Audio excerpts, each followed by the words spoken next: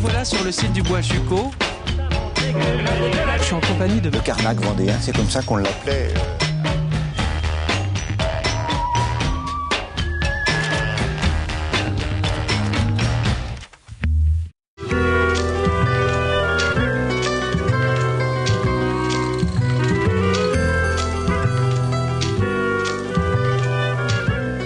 Alors nous voici aujourd'hui à Sainte-Florence, petite commune du canton des Essarts, pour vous parler d'un artiste vendéen, un artiste magistral qui a vécu ici 13 ans, Anne-Pauline.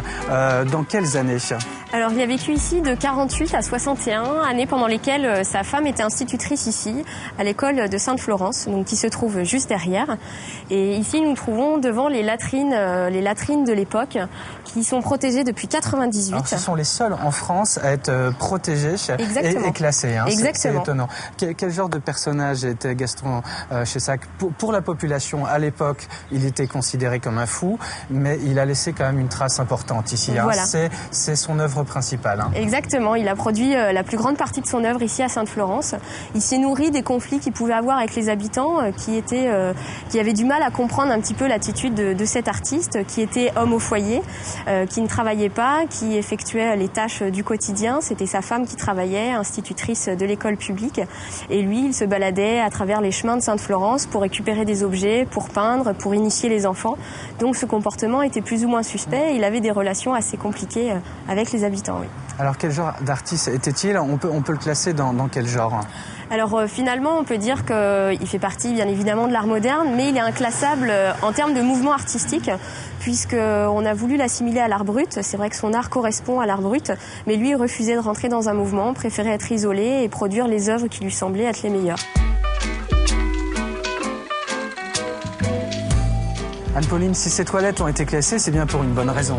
Oui, elles ont été classées car Gaston Chessac avait donc peint à l'intérieur de ces latrines. Il avait peint des enfants car dans le contexte de l'époque, il y avait très peu d'enfants à la fin dans l'école publique. Tous les enfants, elles se vidaient, les enfants étaient à l'école privée. Donc il avait peint à l'intérieur pour donner plus de vie à l'école. Donc il nous reste uniquement ces portraits ici à Sainte-Florence. C'est vrai que Gaston Chessac, c'est un touche-à-tout.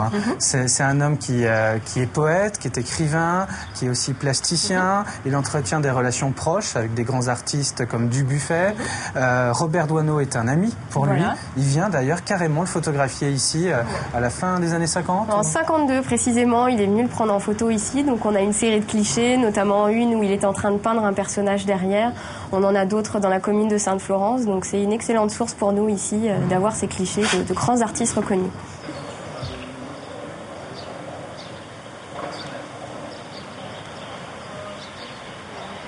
Quel souvenir avez-vous de lui, vous qui l'avez croisé ? Moi, je l'ai côtoyé parce que, donc, comme il était là à 48 à 61, et il achetait des fromages de chèvre, donc, chez mes grands-parents. Il était très curieux de savoir ce qui se passait dans le pays. Alors, est-ce qu'à l'époque, vous alliez vous imaginer qu'un jour, Gaston Chessac aurait cette notoriété, cet espace qu'on lui a dédié, et puis une renommée internationale ? Non, pas du tout. D'ailleurs, on était très naïfs parce qu'on savait qu'il expédiait en Amérique. On voyait des gens venir, quand même des gens célèbres comme Doisneau, tout ça, et non, ça nous passait par-dessus la tête. On était très naïfs à l'époque. Maintenant, vous comprenez mieux ? Ah ben non. Vous aimez son œuvre ? Non, je dirais franchement, la peinture, c'est pas mon fort, mais par contre, j'ai apprécié ses lettres. Ah oui, parce qu'il a beaucoup écrit, et notamment aux gens qu'il côtoyait.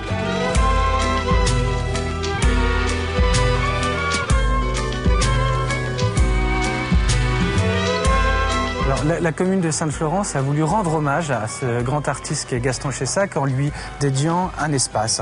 Voilà, c'est ça. Donc le projet a pu voir le jour en 2005. Et c'était la volonté du maire et de certains habitants de Sainte-Florence de créer cet espace qui a été créé à l'intérieur de l'ancienne école publique. Vous nous faites découvrir ? On y va.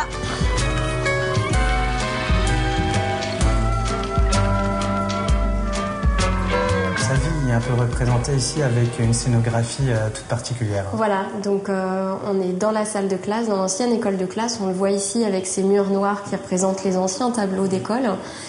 Et on va rentrer dans la boîte à sucre. C'est une création du scénographe Xavier de Richemont. Gaston Chessac, c'est un artiste qui peint partout, n'importe quand et sur tout support. Il est reconnu pour ça. Et nous avons ici, donc, à l'entrée de l'espace Gaston Chessac, peut-être une de ses œuvres les plus importantes. Alors, qu'est-ce que c'est ?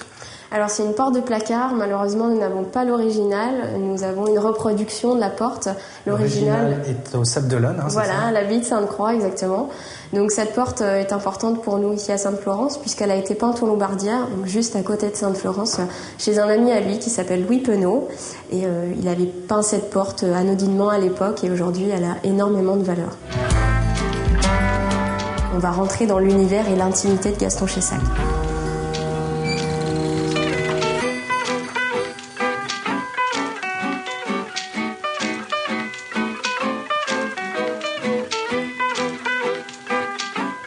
L'espace s'appelle le Palais des Glaces.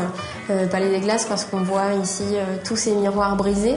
Donc ça représente vraiment l'imagination délirante de l'artiste et l'univers enfantin dans lequel, au final, il est toujours resté.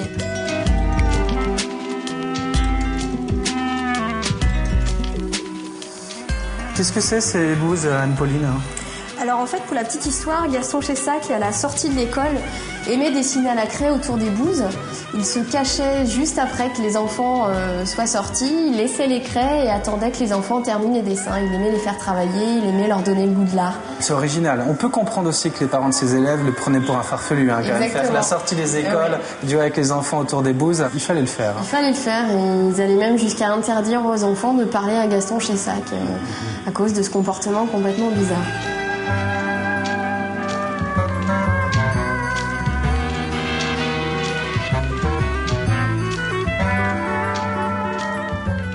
Alors ici, on rentre dans un nouvel univers qui représente plusieurs passions. Déjà, on trouve la passion pour l'écriture. On a ici dans la rotonde des lettres plusieurs extraits de lettres. Il écrivait énormément, 4 à 5 heures par jour, oui, j'ai entendu dire. À Sainte-Florence, 4 à 5 heures, oui, effectivement. À différentes personnes. Des personnes qui l'aimaient bien, des personnes qui l'aimaient moins bien, voire pas du tout, comme le curé, par exemple, à qui il savait dire les 4 vérités. Alors, l'espace Gaston Chessac est géré par une association qui s'appelle Flore Culturelle. Et cette association, vous en êtes aujourd'hui, Anne-Pauline, la seule salariée. J'imagine qu'on en apprend tous les jours. Je connaissais déjà un petit peu le personnage. Et depuis 3 mois, j'ai pu creuser, apprendre à le connaître, apprendre à connaître son œuvre, les relations qu'il avait avec les habitants de Sainte-Florence. Et j'ai pu apprendre aussi l'attachement qu'il avait avec la Vendée, malgré les relations compliquées qu'il avait avec les habitants de Sainte-Florence et l'incompréhension des habitants. On se rend compte qu'en fait, il s'est attaché à ce département et qu'il aimait y vivre. Alors, en 2010, l'année prochaine, ce sera les 100 ans de sa naissance. Alors, beaucoup d'événements sont donc à venir. Oui, alors là, on a un grand projet en tête. On est en train de monter tout ça. Et l'idée, c'est de rendre hommage à Gaston Chessac à travers différents événements, que ce soit des concerts, des spectacles. Et en particulier, on souhaiterait mettre en place une exposition avec des jeunes artistes. On aimerait soutenir la jeune création comme Gaston Chessac a pu être aidé à son époque. Je pense qu'aujourd'hui, il serait content de pouvoir aider la jeune génération.